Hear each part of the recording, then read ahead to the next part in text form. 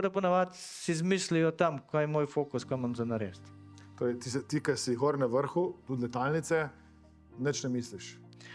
Ja, misliš, predvsem pri meni je bil, ne vem, en določen občutek v mišicah, pa ko pol, ne vem, po luftu delati, kaj takega.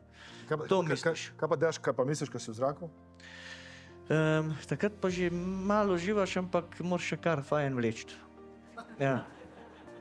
Kako vlečeš? Ne znam povedati, ne znam. Pa najbolj je zabaven, ker zgleda, da nič ne delaš, bolj je prav. Mislim, zanimivo je to, da takrat, ko si padel, ne?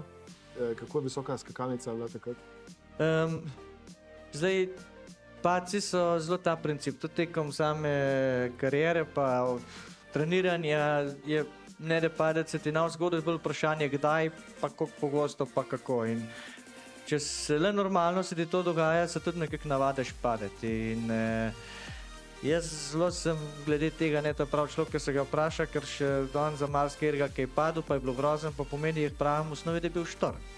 Tudi to me ne dal nazaj, v osnovi je bil štor, da se je tam na glavo zvrnil, ampak ja, je bilo hudo, pa še dobro je odnesel.